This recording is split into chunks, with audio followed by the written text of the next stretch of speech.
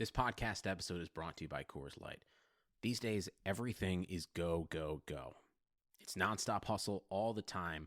Work, friends, family, expect you to be on 24/7. Well, sometimes you just need to reach for a Coors Light because it's made to chill. Coors Light is cold lagered, cold filtered, and cold packaged. It's as crisp and refreshing as the Colorado Rockies. It is literally made to chill. Coors Light is the one I choose when I need to unwind. So when you want to hit reset, reach for the beer that's made to chill. Get Coors Light in the new look delivered straight to your door with Drizzly or Instacart. Celebrate responsibly. Coors Brewing Company, Golden, Colorado. On this week's episode of The Timeline, the voice of the Northern Arizona Suns and the Phoenix Suns postgame show, Jon Bloom, and the news. Let's go!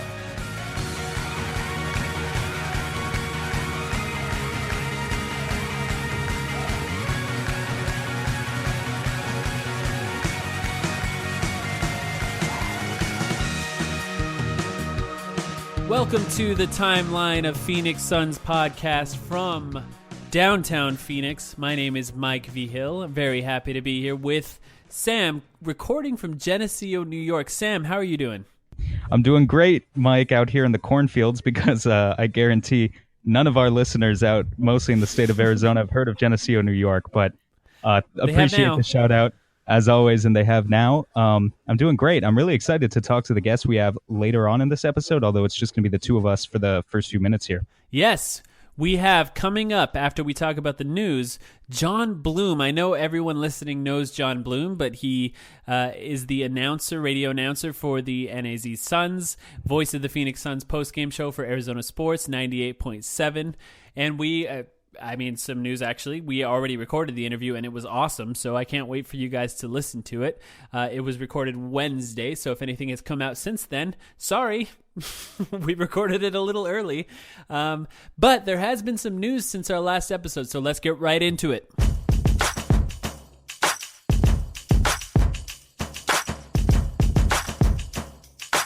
All right, first things first. There was the trade that we talked about in our emergency podcast. I hope you guys enjoyed that. That was actually our most listened to podcast so far. So we appreciate Ryan McDonough for making something happen late August. But there was something that came out after we recorded that podcast that we have not covered yet. And what it is Ryan Anderson reduced the guarantee on his contract for the second year of his contract, the last year of his contract, from $21 million, just over $21 million, to $15.6 million. Now, a couple of things about that $15.6 million. The obvious one is that is how much Brandon Knight was supposed to make. So for the Suns, that just represents the exact number that Brandon Knight was going to make. So in a sense, if the Ryan Anderson experiment does not work, we can cut Ryan Anderson and create that same amount of cap space that we would have had even if we had just kept Brandon Knight. So this is a kind of an interesting thing. How do you feel about this detail that came out afterwards, Sam? Yeah, it's a cool little detail for the Suns. It's really important to note that $15.6 million only comes into play if we waive him. He still gets paid his full $21 million if the Suns decide to keep him past next season. And so Ryan Anderson himself really isn't forfeiting any money through this. But I think it gives the Suns more avenues to either potentially trade Anderson's contract if they can somehow do that, or another avenue that's possible for the Suns down the line that I think we've talked about with Brandon Knight in the past is waiving and stretching his contract, which it typically is something that you don't want to do because it sort of surrenders some of your long-term cap flexibility, but it can create a lot of short-term cap flexibility. And if the Suns do a lot of moves next year where they sort of dump these big contracts of Trevor Ariza and Tyson Chandler, and also do something like waive and stretch Ryan Anderson's contract, there is a path there to be made for the Suns to create a max cap slot and really chase after one of the big name fish in next year's free agency class. So I don't know if that's something that they're thinking about doing, but it's certainly a possibility. It's definitely a sign that they're thinking about doing that, because that means a lot. The other thing that it kind of points out is that Ryan Anderson really wanted out from Houston. He was willing to risk some contract money. Not a huge, I'll be honest, not a huge risk for Ryan Anderson, because he gets paid the majority of his contract, even if he's waived by the Suns. And if he is waived, he becomes a free agent in a time that a lot of teams have a lot of money available. So he'd likely sign a contract and maybe even potentially make more than his original guaranteed amount for that year. Unlikely, but possible. But it does make that contract more tradable to a team maybe like Atlanta. We may have to attach a draft pick if we need to clear that space entirely. But a team that would need that cap space and be willing to take a contract for that huge cap space increase. So that's the main thing about that. It doesn't really change the outlook for the Suns at all, other than if we needed to waive him, we can, and it doesn't cost as much. The next thing I want to talk about, though, is the great Scott Bordeaux. Scott Bordeaux is no longer covering the Phoenix Suns. It's another loss to me. Scott's been a really great writer. Sam and I have talked about Paul Coro before, another great writer that no longer covers the Suns. And Scott Bordeaux is now moving to The Athletic, and he'll be covering the Arizona Cardinals. He's no longer covering basketball at all. Kind of disappointing, right? Yeah, a little disappointing. I mean, keep in mind, Arizona Sports hasn't named its next beat writer yet, but I think the more interesting conversation to have here, I don't know how interesting this is to our listeners, really, but in talking about the general media landscape and the future of The Athletic.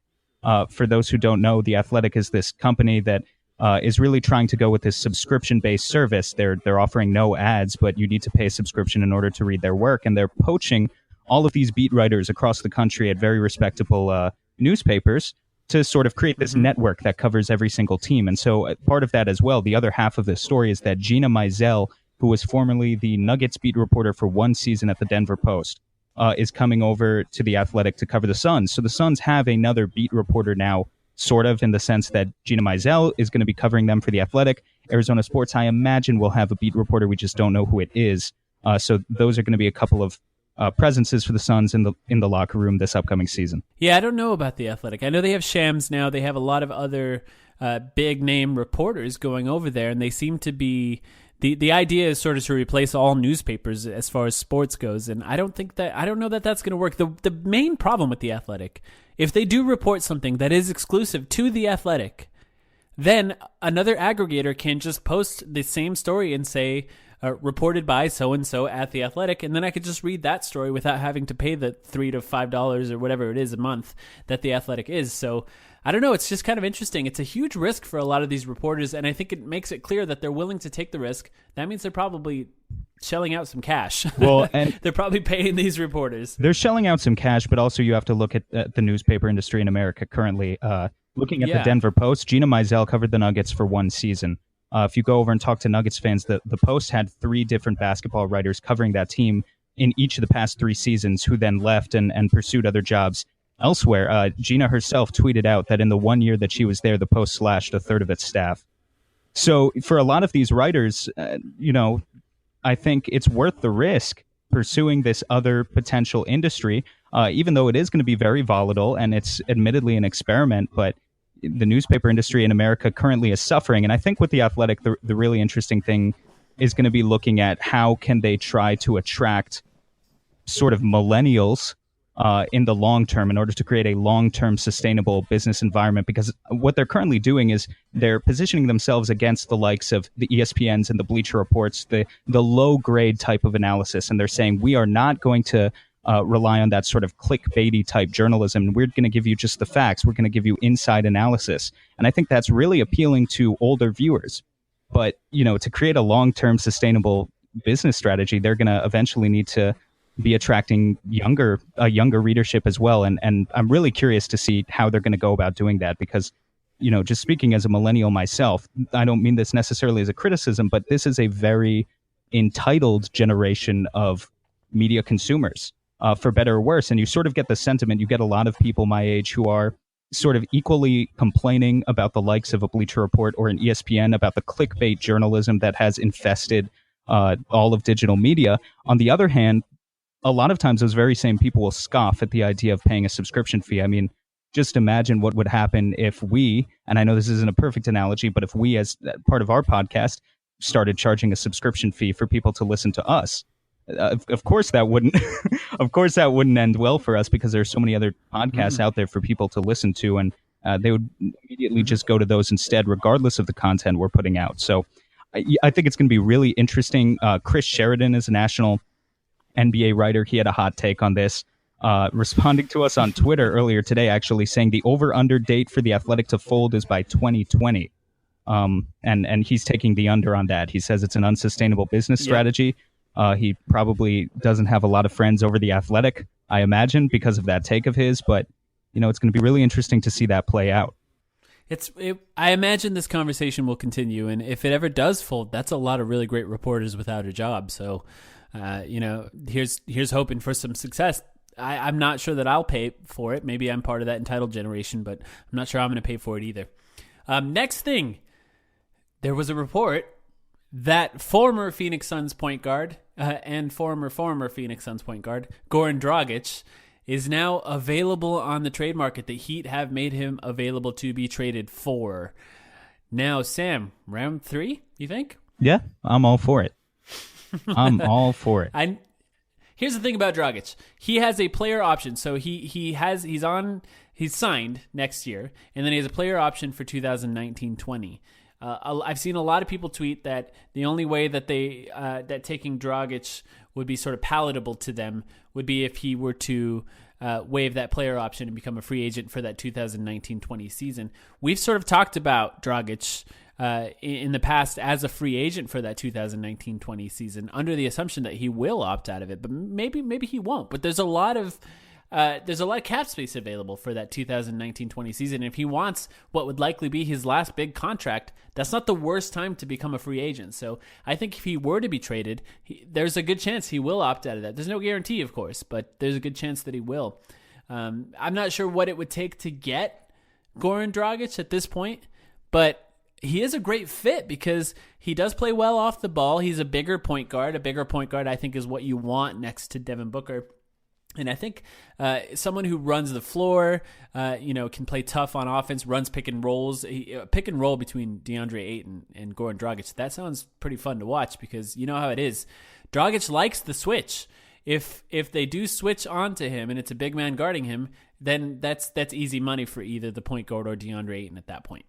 Keep in mind, Mike, you say he's good off the ball, but you don't want to play him too much off the ball because that caused some issues last time. That's the only thing I really have to say about that situation. Yeah, I mean, the obvious thing that we have to talk about if we're talking about Dragic coming back is Kokoshkov. This is his national team's coach. They seem to have a great relationship. Dragic tweeted congratulating him when he was hired. They've kind of have this sort of media love fest back and forth between each other. So it wouldn't be surprising if Dragic was open to it. Although I think for people who don't follow the team that closely, it would be kind of a shock after the way it ended previously. That is something we're going to cover throughout the season, I'm sure, because Dragic, if he's not traded to the Suns, could be a free agent. The Suns will have some money, and we need a point guard. So I imagine we're going to talk about this time and time again. Some big news. The 2018 NBA Hall of Fame class is very Phoenix Sun heavy. Dominated. Steve Nash, Jason Kidd, Grant Hill, Charlie Scott, and Rick Welts all are Phoenix Sun affiliated. Of course, Steve Nash, Jason Kidd, point guards, Grant Hill, his favorite season in his NBA career, if you ask him, was the 2009-2010 season. Charlie Scott, multiple-time All-Star on the Phoenix Suns. And Rick Welts, I think he was the vice president. He was an executive for the Suns and sort of famously came out while he was an executive on the Suns, sort of a big story while he was on the team. That is pretty awesome. This is going to be fun. It's on Friday. I suggest watching it. Are you excited to see this Hall of Fame class? Yeah, no, definitely. This is the most representation the Suns have had, possibly in any class. I didn't actually think to do the research beforehand, but just a very Sun-centric class and just great players all around. Have very fond memories of Nash, Kidd, Grant Hill. Obviously not Charlie Scott, but just great representation for the Phoenix Suns. Yeah, it's really great. What's great about it is that there's lots of stuff kind of going around about Steve Nash. There's a really great ESPN article about what Steve Nash would look like in today's NBA that was written. Tim McMahon on ESPN wrote that article, and it's kind of a fun thought experiment because you tweeted it out, Sam, or actually I think you posted it on Reddit. Steve Nash never shot more than 4.7 threes per game. He would shoot probably 11 or 12 per game if he played right now, don't you think? He would. He would. And I talked specifically about the, I think I did both. I put it on Reddit and Twitter. The path for Nash to be a 25-point per game scorer in today's NBA is very much there. I think his scoring was incredibly underrated, and if Mike D'Antoni had sort of realized the direction that the league was going in and had taken it to even greater extremes a little bit earlier, then Nash absolutely could have been a 25-point per game scorer. But instead, he was sort of held back a little bit by the scheme. Obviously, the 7 seconds or less Suns were still a very fast team. But if you compare them to the teams of today that have taken the concepts behind that team and really sort of brought their evolution out a little bit more, he could have played even faster. He could have focused even more on the three-point shot, and he still would have been incredibly efficient. I don't think he would have sacrificed much volume by doing that at all. Or much efficiency, excuse me. I really recommend to Suns fans to read that article on Steve Nash. There's a really great quote by Mike D'Antoni, who was interviewed in the article, and he said, if Steve Nash was running that pick and roll now, if there was any hint of the defender going under that screen, he would tell Steve Nash to whap it up. That's the word he used, whap. And then supposedly he sort of flicked his wrist, sort of mimicking Steve Nash's shot. So imagine an NBA where Steve Nash just kind of jacked it up if any player went under. How impossible that pick and roll would be to guard. You imagine that an Amari Stoudemire Steve Nash pick and roll would result in traps, and a trap on Steve Nash, maybe one of the greatest passers of all time, he would get that ball to Amari on the roll. And if Amari was then doubled or somebody came off the corner, it would look a lot like the Warriors. Amari would have to get better at that little short pass, the short roll pass to the corner three. The Suns already shot a lot of threes. You just can picture it. It's a kind of a fun thought experiment. I've been thinking about it pretty much all day today. It would have been incredible. And I kind of wish we would have gotten to see it. And I'm glad what we got, because watching Steve Nash be that sort of unselfish pass first point guard, maybe in the last era of pass first point guards that we're going to see for a while. I'm glad we got that. Now, quickly, we were waiting for news on the DeAnthony Melton contract. There is a rule about signing second-round players by today. It's sort of convoluted how the rule gets, but I don't expect anything to happen here. Maybe they were waiting to see if there's any trade on this, but we expect DeAnthony Melton to be signed by the end of the day today or very soon, right?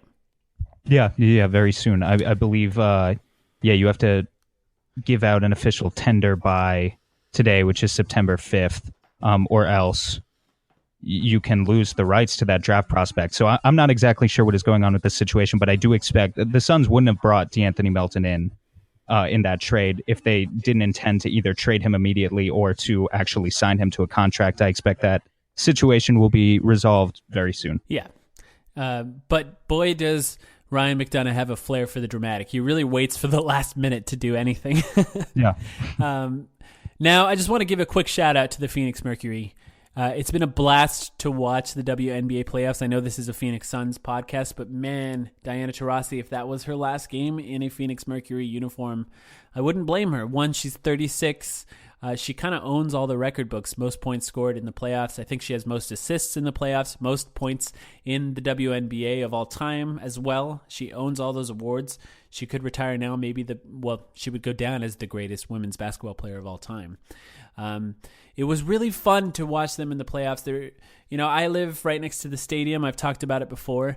I like to go watch the WNBA games. I try not to force it into the podcast too much. I would like to talk about it more, to be honest, but I know a lot of people don't watch the WNBA, so I didn't want to force it in. But I can tell you, watching them in person, there has been very few athletes that have brought me more joy than watching Diana Taurasi. She always came through in the clutch, and the type of plays that she makes for the WNBA, for the Phoenix Mercury, have been incredible. It's been so fun to watch her career. I hope she comes back. She's shown no sign of slowing down. She really can play more. And if she doesn't, I'm still going to watch the Phoenix Mercury. DeWanna Bonner, Brittany Griner, they've been fun to watch. Just a shout out to them. They did really well. I'm disappointed they didn't make the finals. I was hoping to watch that happen, but it is a reminder of how great the Phoenix crowd can be when there's playoff basketball. That crowd was insane. So just a shout out to the Phoenix Mercury. They've been so fun to watch this season, and these playoffs definitely proved that. Now we're going to take a quick break, and when we come back, we have our interview with Jon Bloom, and man, is it good. I'm really excited for you guys to hear this. This guy is a pro. He's definitely a pro. You'll get to hear him talk about his thoughts on the team, his thoughts on our G League affiliate, and more. Stick around.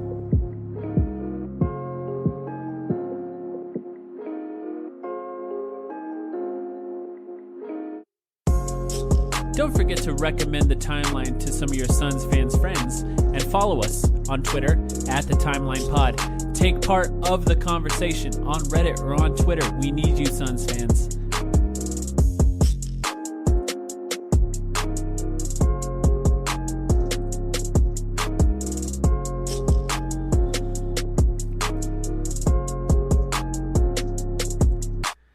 We welcome onto the Timeline the official voice of the Northern Arizona Suns and voice of the Phoenix Suns post-game show for Arizona Sports 98.7 and ArizonaSports.com, Jon Bloom. Jon, thank you so much for joining us on the Timeline.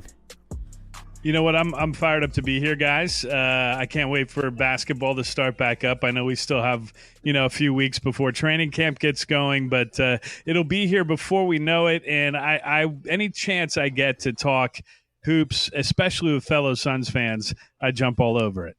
This month, there is preseason games this month. We're officially in a month where the games will count. So it's kind of nice to have things happening. It's a nice time for you to join us because the entire month of August was dead. Nothing was happening. And then all of a sudden last week, Ryan McDonough drops a bomb on all of the Suns fans.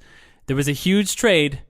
Well, huge in our relative terms. Marquise Chris and Brandon Knight for Ryan Anderson and DeAnthony Melton. So let's just start off there. Jon, I know you've been covering the team for a long time. How do you feel about this trade?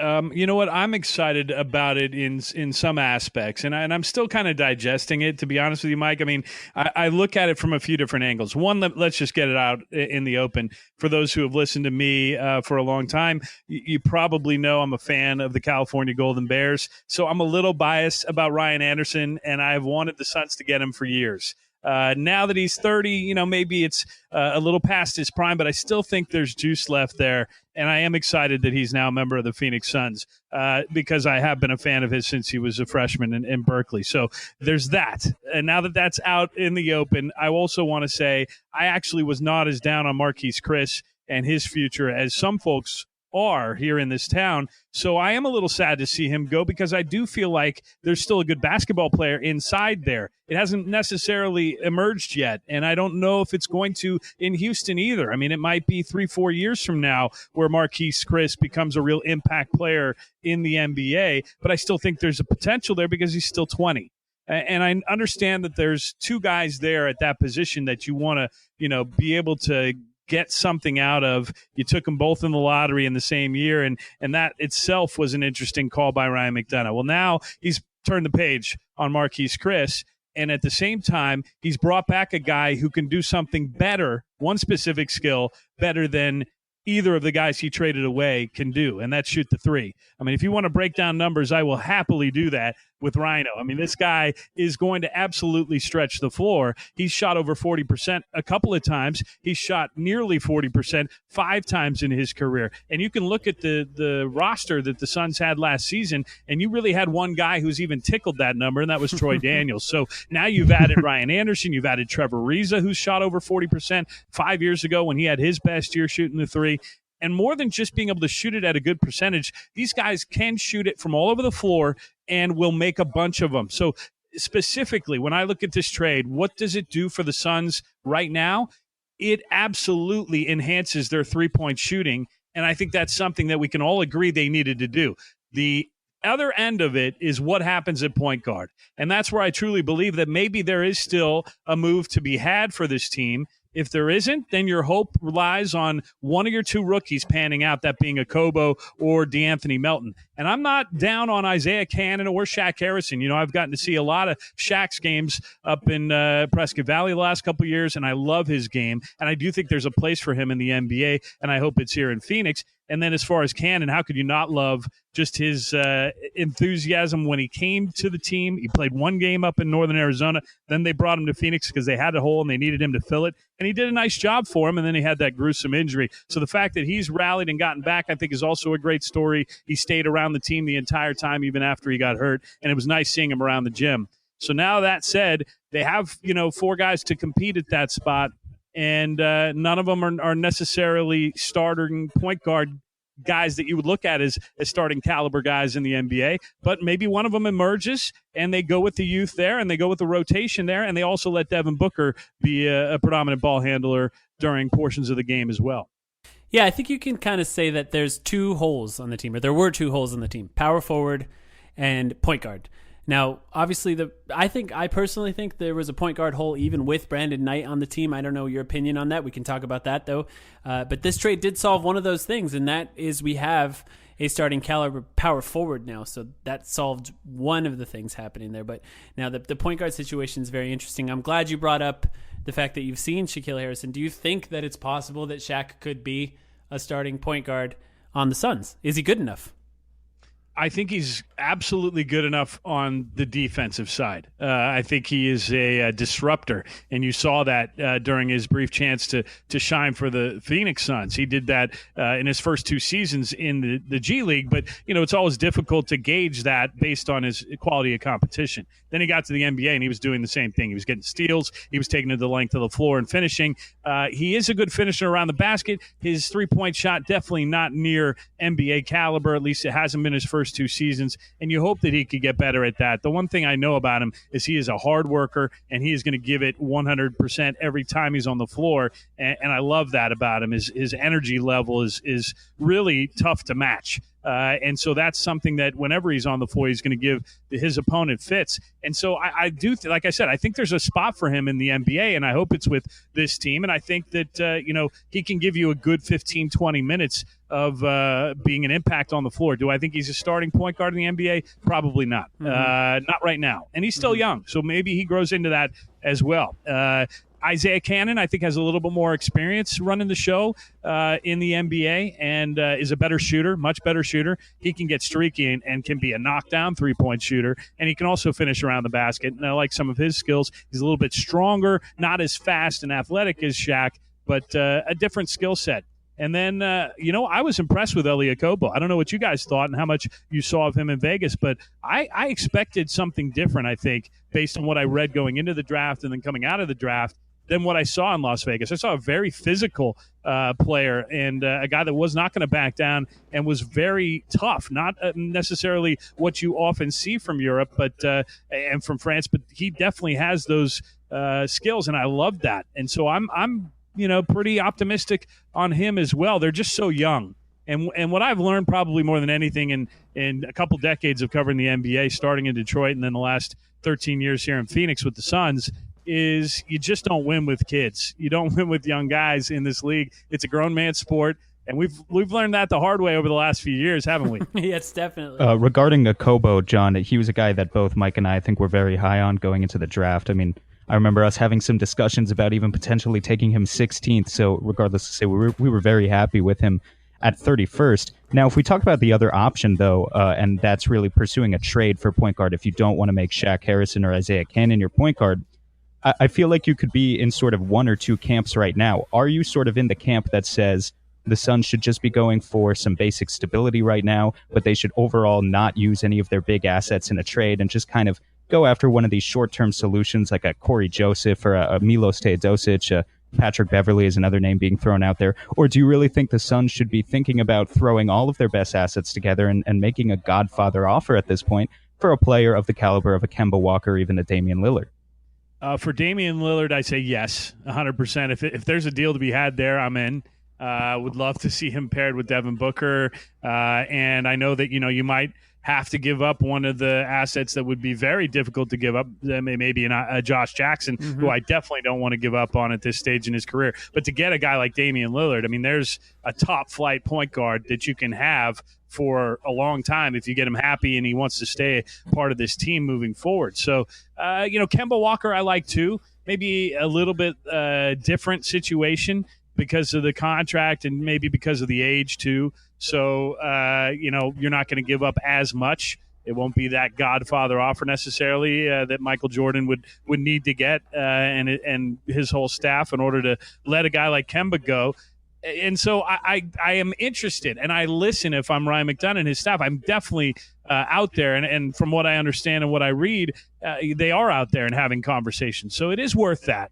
But is it worth giving up a lot of the pieces that you really have already put in place to build around? And that's where I kind of pump the brakes a little bit and say, unless it's a guy I think can be an all-star and a guy that can really be the focal point at that position moving forward with the rest of these guys that we put on the young side around them, then I'm probably going to either try to get a guy like you mentioned. I mean, look, Patrick Beverley to me is no slouch. If he can be healthy, I think he could be an excellent piece next to Devin Booker and an excellent piece to guide guys like DeAnthony Melton and Elie Okobo and teach them what it's like to be that pro at that position. So I would love to have an opportunity to get him. Teodosic is an excellent playmaker. I love his vision. I don't know if I've seen enough of him to really be super high on what he would bring to the table for this team, but obviously more of a veteran than what's currently on the roster. And I know you brought up a couple other names. I think that these are all going to be considered, and this is a part of this long summer that we knew was coming for Ryan McDonough. And so far, I think he's navigated it pretty well. I mean, I'm excited. I think the optimism, it was hard to maybe have it grow from getting the number 1 overall pick. I mean, that was such a thrill, and I hope we never have to be there again, frankly, unless it's a pick we trade for and someone else has to have that bad of a season to get us to the top. But now that we did, it was kind of a cool feeling to have that and be the ones that got to have the pick of the crop. And DeAndre Ayton, how can you not get fired up about seeing that guy in purple and orange? And I know a lot of folks here are. And so as we get closer to training camp, I think, so far I'm very happy with what the staff has been able to do in the offseason. But I do think, like, my gut is telling me they're not done. And I do feel like they're going to do something else potentially in the next few weeks before camp starts. I'm glad you brought up the whole summer as a whole because it's actually been kind of an interesting moment for Ryan McDonough. Sam and I recently did a podcast where we actually graded every move Ryan McDonough has made in his entire career here in Phoenix. And we went through every single one. And really what it taught us more than anything is how important this offseason is for Ryan McDonough's legacy, essentially, how we're going to view him as a general manager. What happens now is very, very important to that. And I think a lot of Suns fans have looked at it and said, well, he was promising being very aggressive in free agency and aggressive in trades. And some Suns fans kind of look at that as going, okay, well, we got 33-year-old Trevor Ariza and 30-year-old Ryan Anderson. And based on that, and I agree with you, I think that it's so much more than that, right? We have DeAndre Ayton, Mikal Bridges, that was huge. Mikal Bridges was a highly touted player. But a lot of Suns fans aren't sure what to make of this offseason yet. But how do you feel about it as a whole? It sounds like you're pretty high on it. I am, because I feel like, I knew that this team needed to have a starting power forward. And I felt like if it was going to be Trevor Ariza, it was still an upgrade because there's a veteran, there's a guy that's done it before on several different levels, offensively, defensively, different positions too. He's not necessarily a typical 4, and I don't even, I haven't broken down the percentages like some folks do on these podcasts, and I love listening to it, but of how much of his career has been at the 4. I'm sure it's a very small percentage. But he can play there defensively, and I think he can be a mismatch in some cases offensively at that spot too. So I was fine with that, and I thought that was definitely an upgrade. And then you thought to yourself, okay, I can wrap my arms around Brandon Knight as a rejuvenation project of sorts. I do give him a lot of credit for doing everything he was asked while he was injured, being around a lot, and making an extra effort with guys like me, media people, everybody in the building. So it's kind of sad to see him go because he did make that effort, and you wondered, is it going to lead to a significant turnaround? I'm not sure if we'll really see even an opportunity for it in Houston, but maybe. Maybe he does end up resurrecting his career because I do think there's a lot of skill in that guy. And then I mentioned Marquise Chris. I like that kid a lot. I had a lot of great conversations with Marquise. He was one of my favorite post-game show guests, and even doing some other videos with him for Suns.com over the last couple of years have been a lot of fun. So I wish the best for that kid. I look at him, and I know exactly kind of why he's this enigma. And it all comes from where you come from, right, guys? I mean, look, he was a football player, and he broke his collarbone, and his mom said as a freshman in high school, you're not playing football anymore, so find something else, and he went and found basketball. And so even when you see him today, having played 2 seasons in the NBA, he still doesn't have those innate basketball feels on a court. He still has to kind of, manipulate through a possession and try to think it through. Whereas guys who've been playing hoops since they were, 5, 6, 7 years old and competitively when they were in junior high and elementary school, it just comes naturally to them.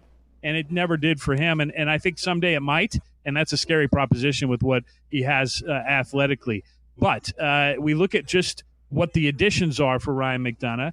And yes, we knew going in, this is basically do or die for him. Moving forward, he hired another coach. Igor's got to pan out. Igor's got to show potential, and I like Igor a lot, and I think he does have a tremendous potential to be an effective head coach in the NBA. And then from a standpoint of the draft, nobody could fault him for taking DeAndre Ayton number 1. He was a nearly unanimous selection from most experts. And then to go up and get Mikal Bridges, a guy a lot of folks love as well, and then follow that up with a Kobo, who you mentioned. You guys had him as nearly a lottery pick type selection, and others did too. I think is a great success. And then free agency came, and you knew they had to do something. And we already talked about Trevor Ariza, and we said that third arm of that is going to be trades. And he's already swung a deal to bring in a veteran power forward in Ryan Anderson that now backs everything up I said, which is go make an upgrade at power forward. Well, now not only have you done that with Anderson at 4, you've upgraded your wing position with Ariza as well. You're expecting Booker to take a step in the right direction. You add this infiltration of the rookies on top of Josh Jackson maturing, Dragan Bender potentially taking a step with Igor Kokoskov's system, and on we go. And it's positives, it's optimism. And that's good. We've had it kind of building over the last couple of years, but I still think it's building, and you got to give Ryan McDonough some credit for that. John, we have no idea what the future holds, but let's say for a second that the point guard position in the next few weeks is only lightly addressed. Okay, so no huge trade, maybe a trade for a guy like of the caliber of George Hill or something like that, or we just say Shaq Harrison is going to be the starting point guard, or Isaiah Cannon, a guy like that.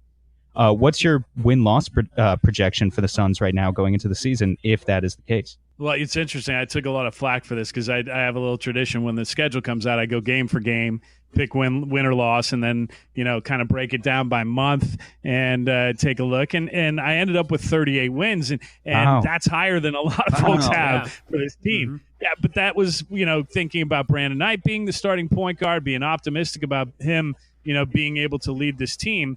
I need to reevaluate maybe a little bit, and I haven't gone and done it again since the trade, but I'll stick with it. I still think this team should take significant steps forward. Everybody likes to point back to what they did last year in 21 wins, but we all know that how many of the games in the last couple months were they really trying to win? And you don't have to be a clairvoyant. You don't have to have 20/20 vision to see that. So we all kind of know that that's an underinflated number relative to what their talent level was last year. Now the talent level, to me, is significantly increased. You expect young guys to take steps in the right direction and for them to get better. And so for that reason, I still think they can be in that mid-30s range.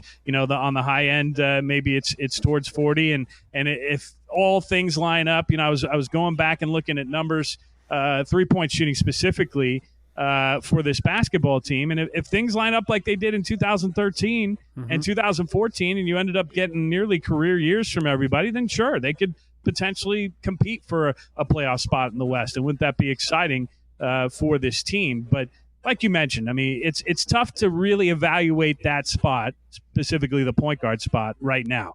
Because here we're talking about a guy coming off a brutal injury in Isaiah Cannon being your most experienced at that position. And then you've got a bunch of youth with Shaq Harrison, Elliot Kobo, and DeAnthony Melton. It's not that they don't have talent, and it's not like any other NBA teams haven't rolled out inexperienced point guards and been successful in the past, but it's a difficult proposition to have that be your main ball handler making the majority of your offensive decisions. And that's why I think like you're going to have Devin Booker with the ball in his hands a ton making decisions. Even if he's not the starting point guard per se, he's going to be a playmaker on this team. Josh Jackson will be a playmaker on this team, and hopefully his handle continues to improve, and he brings that kind of level of intensity and speed down just another half notch and keeps it under control, because then he does have a pretty good efficiency offensively when he is under control. And I do like his playmaking ability. I like Dragan Bender being a playmaker from the wing with his height and his vision. And let's see what the big man, DeAndre Ayton, can do. And you could throw it in the post, and they're going to have to bring a couple bodies at him because he can be that, devastating down low. These are new wrinkles for the Suns that a guy like Igor Kokoshkov could really take advantage of with his offensive ingenuity. Yeah, that's one of the things that makes this trade hard for me to really fully buy in. And because Marquise Chris, he's never really had a good coach, really. I mean, no, he hasn't. I mean, it's just been hard for him. Let's just say that. We haven't had a chance to see him with a real offensive system, with real players around him, and that's kind of hard. But we'll get to see him with Mike D'Antoni now, and we'll see how well that goes. But on that point guard conversation, most Suns fans consider TJ Warren to be the most tradable asset that we have. I guess it's kind of the best way to put it. So what's interesting and what's hard is that coming from a team that had the worst record in the NBA last year, we really have no idea how much the rest of the NBA values a guy like TJ Warren and how much that can actually get on the trade market. Now, a couple things on that. Do you think that TJ Warren is the most likely trade asset if we're looking for a point guard? And how valuable do you think a guy like TJ Warren on his contract actually is to the rest of the NBA? I think the contract is not a deal breaker or deal maker either way for TJ. I think it's a perfect contract for him. Nobody would balk at it and sneer at it. It's very economical, if you will. So I don't think that's really an issue as far as his tradability. Is durability an issue? No, I mean he's been pretty good. He's had some weird injuries, right? I mean the head injury that we never really could figure out that cost him a good portion of games a couple seasons ago, and then he's been nicked up here and there. I do think he is an excellent player, and I love the thing about TJ, which is that just opponents can't game plan for him.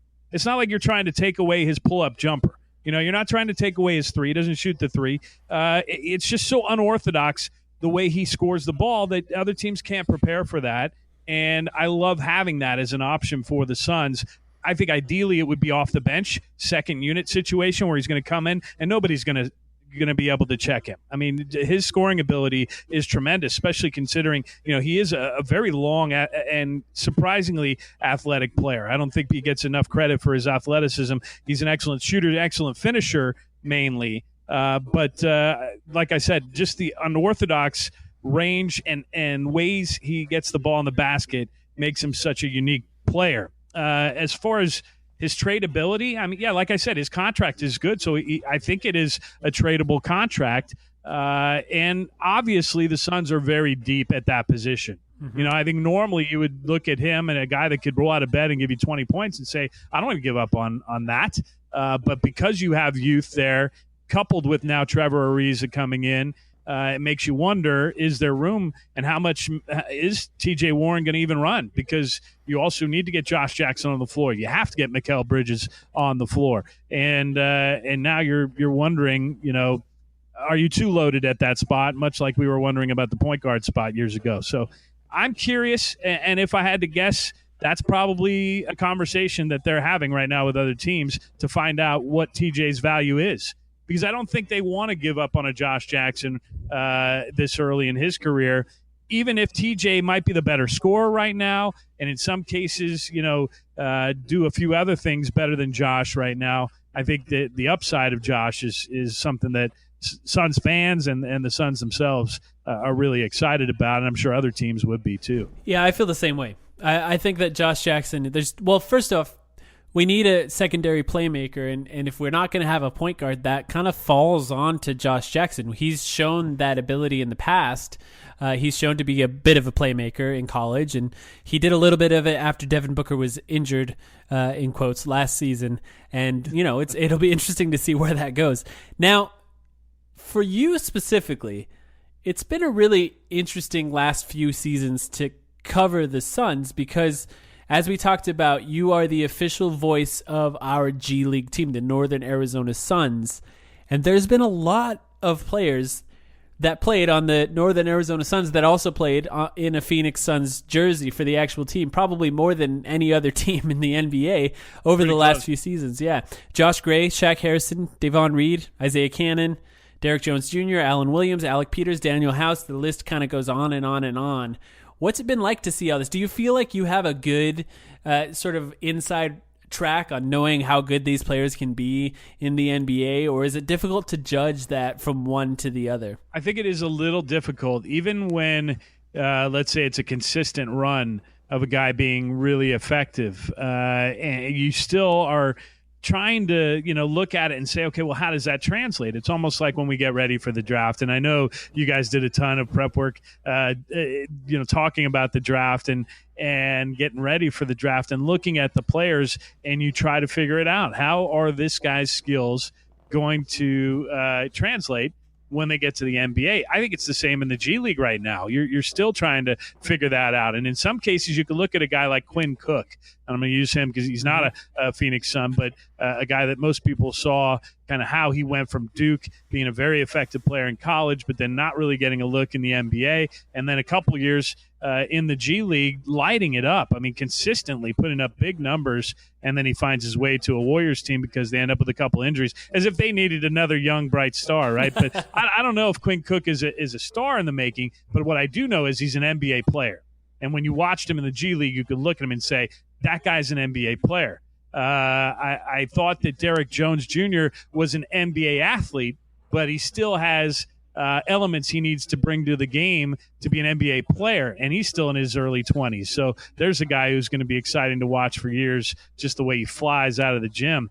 And then, you looked at Isaiah Cannon. We only had him for one game with the Northern Arizona Suns, and I could tell that guy's going to be back in the league. And he had been, and when you have guys that are veterans that are playing in that league, a lot of times you look at them and you're like, okay, this is just because, there's no opportunity for him right now, but there's going to be.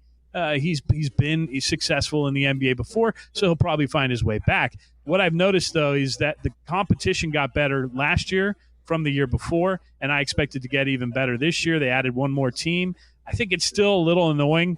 If I can just be a soapbox guy in the G League, so I'm sure every guest that you have always wants to get on their soapbox about the G League. So I'm going to do it right now. What I think is it's a shame that the league hasn't just champed up and said all 30 teams get a team. Right. And it's just convoluted that you can't kind of grow your own, if you will. You can't have your young players and cultivate them and have them be a property of your team like other minor leagues do. And I think the NBA needs that. I think it's going to just make the product so much better at the NBA level, because now you're able to really gear that player towards your system and, grow them the way you want to grow them. And it would just be better across the board, as opposed to teams kind of poaching players off of opposing teams' affiliates. That's somewhat mind-boggling to me that they still are at that situation. But the Wizards added one. I think we're only missing, 2 or 3 left. And I think New Orleans is coming, so it's just going to be, Portland and Denver as the lone holdouts, I believe. So hopefully they get their act together, they get their teams, and this league will continue to grow. And maybe it will become that real established minor league that the NBA has never had, and that will help bridge the gap between a lot of these teenagers that are coming in too early, give them a place to hone their skills, and they don't have to go over to Europe, and they're doing it here. They're making enough of a salary to be able to get by. And these guys, the salaries are going up, which I'm also happy to see. And as that happens, I think the league just gets more and more legit. And the Suns, from their standpoint, you're right. They've had a lot more guys going from the G League to the NBA. Let's hope that starts to taper off a little bit, because what that means is the young players we have on the team currently are holding it down, and the veterans as well, and you can move together that way. And then maybe, at the end you do bring a guy up that deserves it, and he gets some run towards the end of the season. And as the league kind of matures as well, I'd like to see that relationship mature too. And I'd like to see, some people that are down here that are huge Phoenix Suns fans in the Valley take the trip up north and come join us at Prescott Valley. It's a lot of fun. They put on a great show. It's a very reasonable ticket. And from my house, I live in North Phoenix, it's about an hour and 10 minutes, hour and 15 minutes door to door. So it's not too bad. I'm really glad you mentioned the salaries. For those who don't know, the G League salary was raised recently, and G League players who are not signed to an NBA roster now make $35,000 per season, which may not seem like a ton relative to the NBA, obviously. But then you look, the average single-A baseball player in a full season makes anywhere from $3,000 to $8,000. So in a really interesting way, I do think the G League has sort of positioned itself to potentially attract some more talent away from the NCAA as it becomes more competitive. And John, I know you're a Syracuse fan, which is actually why I think this is really interesting to talk about. A guy like Darius Bazley, who's a 6'9" forward out of Cincinnati, Ohio, picked Syracuse and then decommitted, is one of these guys who's now a bit on this new wave, deciding to go through the G League, and he's being projected as a late first-round pick in the upcoming 2019 draft. Do you think, especially as the G League is sort of paying a livable wage to its prospects, that this is going to become a more appealing option for more prospects to go through the G League, really try to develop there in that sort of minor league system, and just forego the NCAA altogether as they try to carve their path to the NBA? I do. It's such mixed feelings with Bazley because, as you mentioned, I'm a Syracuse fan and alum, and so I was excited. They have a great recruiting class. They're expected to have a good season with Boeheim still there somehow managing to lead the crew. And so, when he decided to do this, I was mixed because part of me was excited. Oh, this is going to lead more guys, skilled players, to decide to go that route and play in the G League first and earn their, spot in the upcoming NBA draft. Now, I've read some things, and it sounds like maybe he's going to go back on that and not actually go through the G League. Maybe he's getting nervous that the quality of play at the G League is a little better than what he expected, and maybe he doesn't want to get out there and be a dud and hurt his draft stock. That would be a shame. I think the best case scenario for the G League and for Darius Bazley is he goes balls out and is fantastic in the G League, and then is a lottery pick, because now kids all around the country are going to look at it as an option. And as you mentioned, it's nothing to shake your head out when you're 18 years old. You're getting $35K for 5 months. It's not like that's a year salary. That's for 5 months. You're getting $35K, and you're getting room and board. They get put up in some beautiful places up in Prescott Valley, right on a golf course. It's fantastic. So that element needs to be talked about too. That this is becoming more and more a legit option for skilled basketball players, along with the percentages. Let's look at the percentages of players in the NBA that have played in the G League. That percentage is skyrocketing, and I believe it might be, approaching 50%. So that is another number that you want to say to, maybe high school stars, but specifically college stars who might not be, making the grade and might have the ability to go play basketball, leaving a scholarship for somebody, another student athlete to come into that school and take advantage of it. Whatever the situation happens to be, I just think it's another good option for basketball. And I hope, like I said, that it all comes full circle, that they have all 30 affiliates, and they start to kind of change some of the rules that are currently weighing it down from being a true bona fide minor league system in our country, and keeping guys from going to play in Europe who are very skilled, keeping them here in their backyards, and in some cases playing for their local teams, which will drive the numbers of fans and all these things. I think these are all elements that are starting to happen, and you can see it blooming, if you will, in the G League. And that's exciting for Adam Silver. That's exciting for the NBA. I think it's exciting for each specific owner that has their act together with the affiliate situation already set up for the future. For them to attract real top-tier blue-chip talent, they might have to raise the salary, because $35,000 is about a third of what DeAndre Ayton got at U of A, right?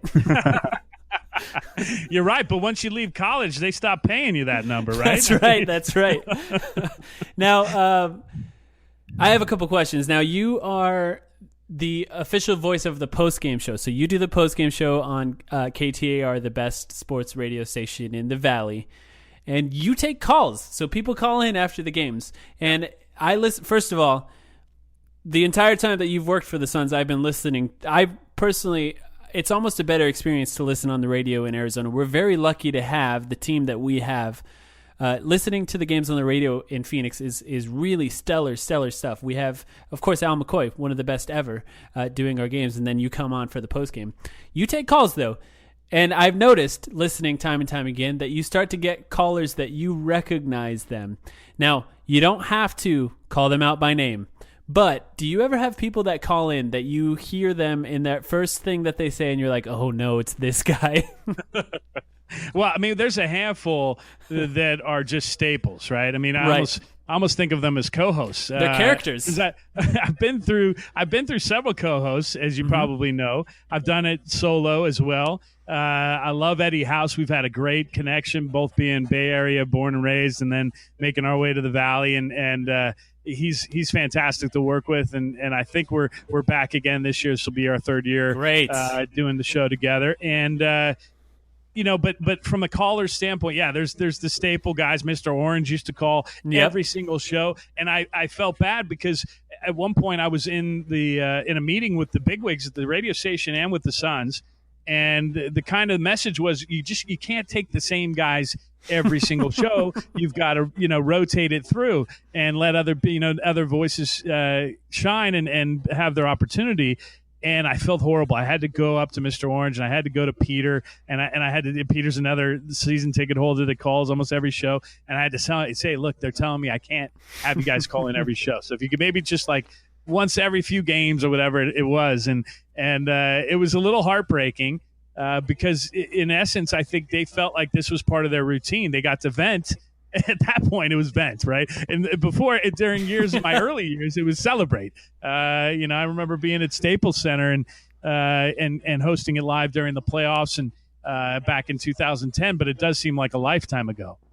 So now it has been the venting situation, which I was basically baptized by the Cardinals doing their post-game show for 9 years, with the majority of those years being thin. So I was ready to deal with fans being upset and fans needing therapy. In a way, I'm kind of a therapist on the radio. I mean, that's what it boils down to. And the thing is, when I'm giving therapy and I'm trying to help fans who are disgruntled and upset about the product, I'm also in that situation. So I'm kind of talking to myself. I mean, I'm a Suns fan since I was 13 years old, and it's been 30 years now. So I feel it, and I think it comes across when I'm talking to them, and I think that's something that.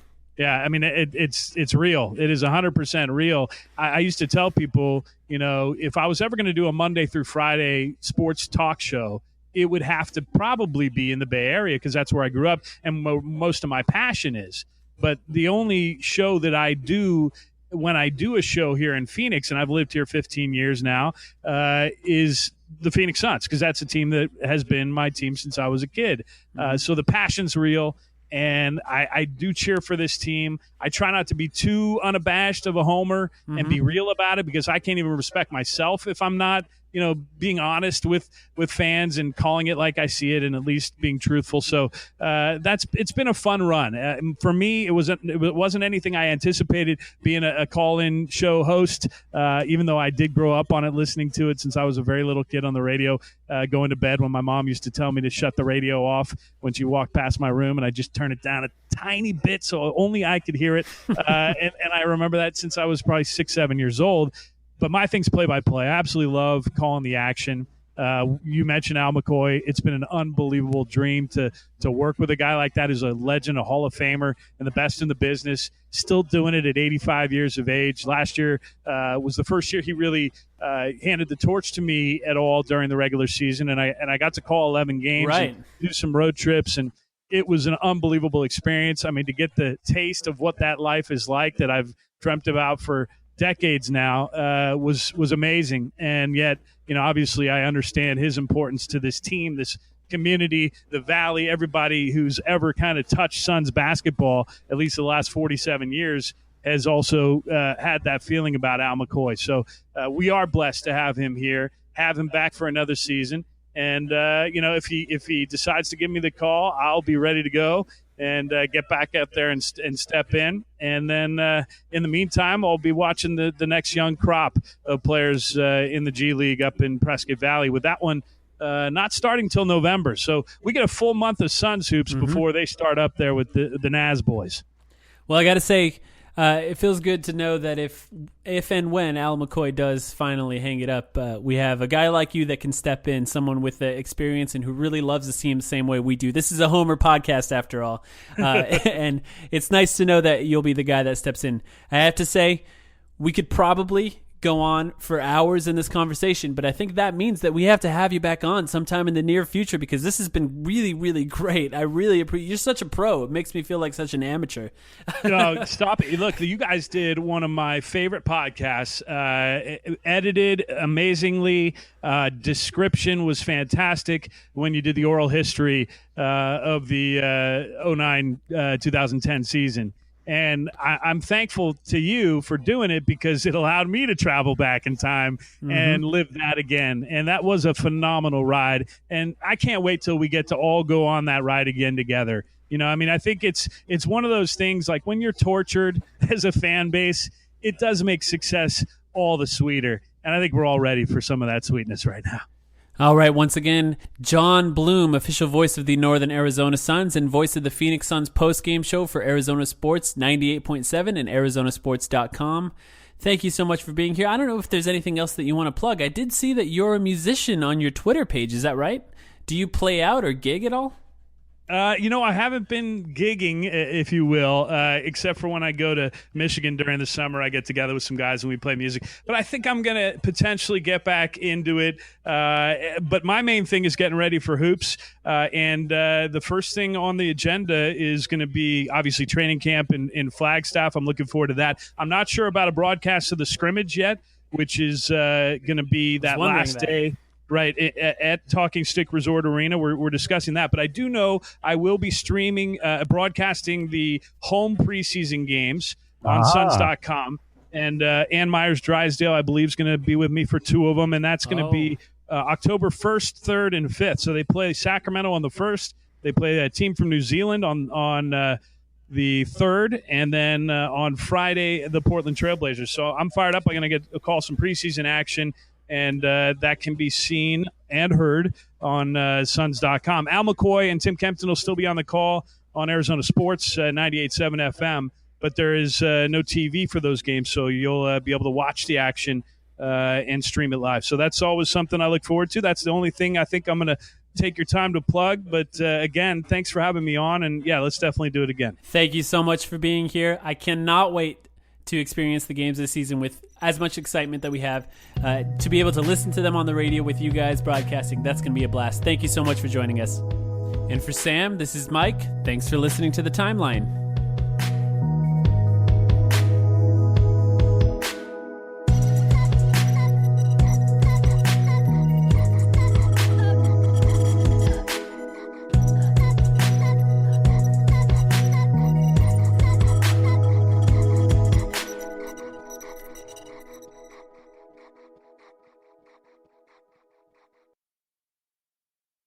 Nobody builds 5G like Verizon builds 5G, because we're the engineers who built the most reliable network in America.